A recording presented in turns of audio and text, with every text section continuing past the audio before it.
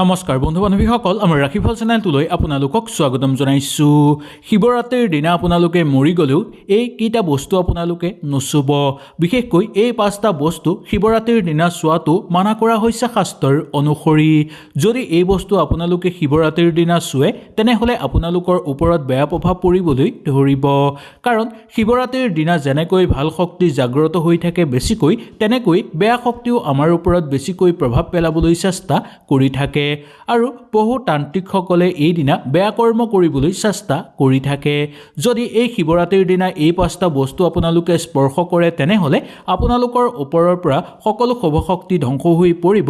আপোনালোকৰ ওপৰত নিগেটিভ শক্তিয়ে বাস কৰিবলৈ ধৰিব, যাৰ ফলত আপোনালোকৰ অশান্তি আৰু ঘৰত প্ৰচুৰ পৰিমাণে কণ্ডল বৃদ্ধি পাবলৈ ধৰিব, প্ৰচুৰ পৰিমাণে অৰ্থহানি হ'বলৈ ধৰিব, ঘৰত অকাল মৃত্যু ঘটিব পাৰে। আহক তেনেহ'লে আমি কি 5টা বস্তু শিৱৰাত্ৰিৰ দিনা চুব নালাগে সম্পূৰ্ণভাৱে জানি লওঁ। যদি ভিডিঅ'টো ভাল লাগে লাইক এটা কৰি আমাৰ মনোবল বঢ়াব আৰু আপোনালোকৰ বন্ধুবৰ্গৰ লগত শ্বেয়াৰ কৰি তেওঁলোককো উপকৃত কৰিব। 1 নম্বৰটো, শিৱৰাত্ৰিৰ দিনা যদি আপোনালোকে শুকান জলকীয়া ৰাস্তাত পৰি থকা দেখা পায় তেনেহ'লে তাত কেতিয়াও আপোনালোকে ভৰি নলগাব বা তাৰ ওপৰেদি আপোনালোকে কেতিয়াও পাৰ হৈ নাযাব। হাতেৰে চোৱাটো অশুভ বুলি মনা গৈছে শাস্ত্ৰৰ অনুসৰি। এইবোৰ কোনোবাই বেয়া কৰ্ম কৰি ৰাস্তাত পেলাই থ'ব পাৰে কাৰোবাৰ ক্ষতি হ'বৰ কাৰণে। যদি এই শুকান জলকীয়া আপোনালোকে চুই দিয়ে তেনেহ'লে সেই ক্ষতি আপোনালোকৰ ওপৰত হ'ব পাৰে বা ইয়াৰ প্ৰভাৱ আপোনালোকৰ ওপৰত পৰিব পাৰে, যাৰ ফলত আপোনালোকৰ ঘৰত অশান্তি বৃদ্ধি পাবলৈ ধৰিব, এটাৰ পিছত আনটো সমস্যা আহিবলৈ ধৰিব আৰু জীৱনত আপোনালোকৰ ডাঙৰ সমস্যা সৃষ্টি হ'বলৈও ধৰিব। এই প্ৰভাৱ আপোনাৰ ওপৰতেই পৰিব যে সেইটো নহয়। এই প্ৰভাৱ আপোনাৰ ওপৰত পৰিব, আপোনাৰ ঘৰৰ মানুহৰ ওপৰতো এই প্ৰভাৱ পৰিবলৈ ধৰিব। সেইকাৰণে আপোনালোকৰ ঘৰৰ সন্মুখত বা আপোনালোকৰ যদি ক'ৰবালৈ ওলাই যাওঁতে ৰাস্তাত শুকান জলকীয়া পৰি থকা দেখা পায় তাৰ ওপৰেদি পাৰ হৈ নাযাব বা তাত ভৰি নলগাব বা হাত নলগাব। এইটো বস্তুৰ পৰা আপোনালোকে বাছি চলিব পাৰিলে এইদিনা মংগলময় হ'ব। 2 নম্বৰটো, যদি ৰাস্তাত আপোনালোকে এই শিৱৰাত্ৰিৰ দিনা ওলাই যাওঁতে ৰাস্তাত চুলি পৰি থকা দেখা পায় তেনেহ'লে তাত কেতিয়াও আপোনালোকে হাত বা ভৰি লগোৱাটো উচিত নহয়। এইবোৰ বস্তু বেয়া কৰ্মত ব্যৱহাৰ কৰা হয় এইদিনা। বিশেষকৈ যদি শিৱৰাত্ৰিৰ দিনা আপোনালোকৰ ঘৰৰ সন্মুখত দেখা পায় তেনেহ'লে বহু অমংগল হয় বুলি মনা যায়। যদি কোনো লোকে আপোনালোকক ক্ষতি কৰিবৰ কাৰণেও এই কৰ্ম কৰি থৈ যাব পাৰে। সেই গতিকে আপোনালোকৰ ঘৰৰ সন্মুখত যদি এনেকৈ চুলি পৰি থকা দেখা পায় তেনেহ'লে গোটেই ঘৰত গংগাজল ছটিয়াই শুদ্ধ কৰি লোৱাটো আপোনালোকৰ কাৰণে মংগল। যদি তাকে নকৰি আপোনালোকে তাত হাত বা ভৰি লগাই বা তাৰ ওপৰেদি আপোনালোকে পাৰ হৈ যায় তেনেহ'লে আপোনালোকৰ জীৱনৰ ওপৰত ইয়াৰ বেয়া প্ৰভাৱ পৰিবলৈ ধৰিব পাৰে, যাৰ ফলত আপোনালোকৰ ঘৰ পৰিয়াল ধ্বংস হৈ পৰিব, ঘৰত অকাল মৃত্যু ঘটিব পাৰে। ইয়াৰ উপৰিও আপোনালোকৰ জীৱনতো বহু ক্ষতিসাধন হ'বলৈ ধৰিব। সেই গতিকে ৰাস্তাত যদি ক'ৰবালৈ ওলাই যাওঁতে চুলি পৰি থকা দেখা পায় নাইবা আপোনালোকৰ ঘৰৰ সন্মুখত যদি চুলি পৰি থকা দেখা পায় তেনেহ'লে তাত হাত বা ভৰি আপোনালোকে কেতিয়াও নলগাব। 3 নম্বৰটো, ৰাস্তাত যদি মৰা চৰাই পৰি থকা দেখা পায় তেনেহ'লে সেই কাষদিও আপোনালোকে যোৱাটো উচিত নহয়। এই কৰ্ম কোনো বেয়া মানুহে কৰি থৈ যাব পাৰে। কাৰোবাৰ ক্ষতি কৰিবৰ কাৰণে কোনোবাই কৰিব পাৰে এই বেয়া কৰ্ম। যদি ৰাস্তা দি আপোনালোকে যাওঁতে মৰা চৰাই ৰাস্তাত পৰি থকা দেখা পায় তেনেহ'লে এইটো অমংগলৰ লক্ষণ বুলি মনা গৈছে। তাত যদি আপোনালোকে হাত বা ভৰি লগায় তেনেহ'লে আপোনালোকৰ ওপৰত বেয়া প্ৰভাৱ পৰিবলৈ ধৰিব।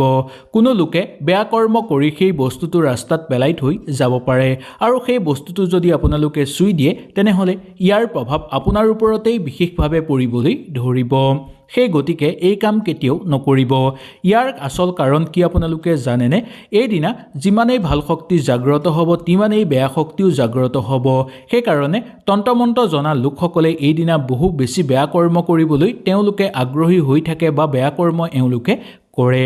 4 নম্বৰটো, ক'ৰবালৈ ওলাই যাওঁতে যদি ৰাস্তাত আপোনালোকে তেজ লগা কাপোৰ এই শিৱৰাত্ৰিৰ দিনা দেখা পায় তেনেহ'লে ভুলতো আপোনালোকে এই কাপোৰ চোৱাটো উচিত নহয়। এই কাপোৰত ভৰিও নলগাব বা তাৰ ওপৰেদিও আপোনালোকে পাৰ হৈ নাযাব। এই কাপোৰত যদি আপোনালোকে ভৰি লগাই বা ইয়াৰ ওপৰেদি আপোনালোকে পাৰ হৈ যায় ইয়াৰ ফলত আপোনাৰ ওপৰত বেয়া প্ৰভাৱ পৰিবলৈ ধৰিব আৰু আপোনালোকৰ লগত থকা শুভ শক্তি ধ্বংস হৈ পৰিব। ইয়াৰ পৰা আপোনালোক সাৱধান হোৱাটো অত্যন্ত দৰকাৰ। সকলো ক্ষেত্ৰতে আপোনালোকে অশান্তি অনুভৱ কৰিবলৈ সক্ষম হ'ব। এইদিনা কোনোবাই বেয়া কৰ্ম কৰি সেই কাপোৰ বা সেই তেজ লগা কাপোৰ ৰাস্তাত পেলাই থৈ যাব পাৰে কাৰোবাৰ ক্ষতি হ'বৰ কাৰণে। যদি সেই কাপোৰৰ ওপৰেদি আপোনালোকে পাৰ হৈ যায় বা সেই কাপোৰত হাত বা ভৰি লগাই তেনেহ'লে ইয়াৰ প্ৰভাৱ আপোনালোকৰ জীৱনৰ ওপৰত পৰিবলৈ ধৰিব আৰু লগতে আপোনালোকৰ গোটেই পৰিয়ালৰ ওপৰতো ইয়াৰ প্ৰভাৱ পৰিবলৈ ধৰিব, যাৰ ফলত আপোনালোকৰ ঘৰত থকা সকলো শুভ শক্তি ধ্বংস হৈ পৰিব, ঘৰত বেয়া শক্তি জাগ্ৰত হ'বলৈ ধৰিব, প্ৰচুৰ পৰিমাণে অৰ্থহানি হ'বলৈ ধৰিব, জীৱনত নতুন নতুন সমস্যা আহিব আৰু ঘৰৰ মানুহ এটাৰ পিছত আনটো বেমাৰত পৰি থাকিবলৈ ধৰিব। সেই গতিকে এই ভুলৰ পৰা আপোনালোকে বাছি চলিবলৈ চেষ্টা কৰক আৰু খুব সাৱধান হ'ব। 5 নম্বৰটো, ৰাস্তাত বা আপোনালোকৰ ঘৰৰ সন্মুখত যদি নেমু জলকীয়া এনেভাৱে লগাই থোৱা দেখা পায় বা পৰি থকা দেখা পায় তেনেহ'লে আপোনালোক সাৱধান হোৱাটো দৰকাৰ। ৰাস্তাত যদি পৰি থাকে তেনেহ'লে আপোনালোকে তাৰ ওপৰেদি পাৰ নহ'ব বা তাত বা আপোনালোকে হাত ভৰি নলগাব। কিন্তু যদি আপোনালোকৰ ঘৰৰ সন্মুখত যদি এনেভাৱে পৰি থকা আপোনালোকে দেখা পায় তেনেহ'লে আপোনালোকে সেই বস্তুবোৰ হাত ভৰি নলগাব বা আপোনালোকে সেই বস্তুবোৰ পেলাই দিবলৈ চেষ্টা নকৰিব। সেই বস্তুবোৰ আপোনালোকে পেলাই দিয়াৰ আগতেই কোনো এজন ভাল পণ্ডিতক মাতি আনি গোটেই ঘৰখন আপোনালোকে বিশুদ্ধ কৰি লোৱাটো দৰকাৰ। নহ'লে ইয়াৰ প্ৰভাৱ আপোনালোকৰ জীৱনত পৰিব পাৰে। কাৰণ কোনো লোকে বেয়া কৰ্ম কৰিবৰ কাৰণে বা আপোনাক ধ্বংস কৰিবৰ কাৰণে এনে কাম কৰি থৈ আপোনালোকৰ ঘৰত যাব পাৰে। যদি নেমু জলকীয়া আপোনালোকৰ ঘৰত এনেভাৱে পৰি থকা দেখা পায় তেনেহ'লে কোনো জনা শুনা লোকক আনি দেখুৱাওক আৰু সকলো ক্ষেত্ৰতে আপোনালোকে যি পৰামৰ্শ দিয়ে সকলো মানিবলৈ চেষ্টা কৰক। নহ'লে আপোনালোকৰ বহু ক্ষতিসাধন হ'বলৈ ধৰিব, আপোনালোকৰ ওপৰত বেয়া শক্তিৰ প্ৰভাৱ বৃদ্ধি পাবলৈ ধৰিব, ঘৰত অকাল মৃত্যু ঘটিবলৈ ধৰিব আৰু প্ৰচুৰ পৰিমাণে ঘৰত অৰ্থহানি হ'বলৈ ধৰিব। শিৱৰাত্ৰিৰ দিনা যদি আপোনালোকে শুকান জলকীয়া ৰাস্তাত পৰি থকা দেখা পায় তেনেহ'লে তাত কেতিয়াও আপোনালোকে ভৰি নলগাব বা তাৰ ওপৰেদি আপোনালোকে কেতিয়াও পাৰ হৈ নাযাব। হাতেৰে চোৱাটো অশুভ বুলি মনা গৈছে শাস্ত্ৰৰ অনুসৰি। এইবোৰ কোনোবাই বেয়া কৰ্ম কৰি ৰাস্তাত পেলাই থ'ব পাৰে কাৰোবাৰ ক্ষতি হ'বৰ কাৰণে। যদি এই শুকান জলকীয়া আপোনালোকে চুই দিয়ে তেনেহ'লে সেই ক্ষতি আপোনালোকৰ ওপৰত হ'ব পাৰে বা ইয়াৰ প্ৰভাৱ আপোনালোকৰ ওপৰত পৰিব পাৰে, যাৰ ফলত আপোনালোকৰ ঘৰত অশান্তি বৃদ্ধি পাবলৈ ধৰিব, এটাৰ পিছত আনটো সমস্যা আহিবলৈ ধৰিব আৰু জীৱনত আপোনালোকৰ ডাঙৰ সমস্যা সৃষ্টি হ'বলৈও ধৰিব। এই প্ৰভাৱ আপোনাৰ ওপৰতেই পৰিব যে সেইটো নহয়। এই প্ৰভাৱ আপোনাৰ ওপৰত পৰিব, আপোনাৰ ঘৰৰ মানুহৰ ওপৰতো এই প্ৰভাৱ পৰিবলৈ ধৰিব। সেইকাৰণে আপোনালোকৰ ঘৰৰ সন্মুখত বা আপোনালোকৰ যদি ক'ৰবালৈ ওলাই যাওঁতে ৰাস্তাত শুকান জলকীয়া পৰি থকা দেখা পায় তাৰ ওপৰেদি পাৰ হৈ নাযাব বা তাত ভৰি নলগাব বা হাত নলগাব। এইটো বস্তুৰ পৰা আপোনালোকে বাছি চলিব পাৰিলে এইদিনা মংগলময় হ'ব। হয়তো এই ভিডিঅ'টোৰ যোগেদি আপোনালোকে সুন্দৰভাৱে বুজি পালে।